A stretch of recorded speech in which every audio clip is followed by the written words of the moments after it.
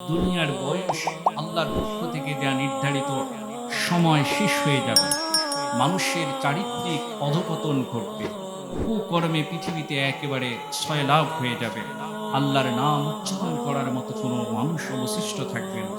ইসরাফিল আলাইহিস সালাতু ওয়াস সালামকে আল্লাহ সুবহানাহু ওয়া তাআলা হুকুম করবেন ফুৎকার দেওয়ার জন্য। সূরা জুমারের 68 নম্বর আয়াতের ভিতরে আল্লাহ সুবহানাহু ওয়া তাআলা বলছেন, ওয়ানুফিখ ফিস সূরি فصعق من في السماوات ومن في الأرض إلا من شاء الله। আল্লাহ সুবহানাহু ওয়া তাআলা বলছেন, যেদিন ইসরাফিলের মাধ্যমে সিংহায় ফুৎকার দিয়ে দেওয়া হবে, আকাশ এবং জমিনে যারাই অবস্থান করবে সমস্ত কিছুই বেহুশ হয়ে পড়ে যাবে। ইল্লা মান শাআল্লাহ, তবে আল্লাহ যাকে সুস্থ অবস্থায় রাখতে চান তিনি ব্যতীত। সুম্মা নুফিখা ফীহি উখরা, এরপরে ইসরাফিল আলাইহিস সালাতু ওয়াস সালাম আবার একটা দ্বিতীয় ফুৎকার দিবেন। ফাইদা হুম কিয়ামুন ইয়ানজুরুন, অতঃপর যারা বেহুশ হয়ে পড়েছিল, মারা গিয়েছিল, দ্বিতীয় ফুৎকারে আল্লাহর হুকুমে তারা আবার সুস্থ হয়ে জীবিত হয়ে দণ্ডায়মান হয়ে যাবে। সুবহানাল্লাহ। তারা কি করবে? দ্বিতীয় ফুৎকারে দণ্ডায়মান হয়ে যাবে। সূরা মুদ্দাসসিরের 8 এবং 9 নম্বর আয়াতে আল্লাহ বলছেন, ফাইদা নুকিরা ফিন নাকুর ফাযালিকা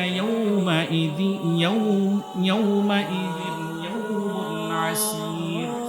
আল্লাহ সুবহানাহু ওয়া তাআলা বলছেন, যেদিন সিংহায় ফুৎকার দেয়া হবে সেই দিনটা কখনোই সহজ হবে না, সেই দিনটা হবে অত্যন্ত ভয়াবহ এবং কঠিন।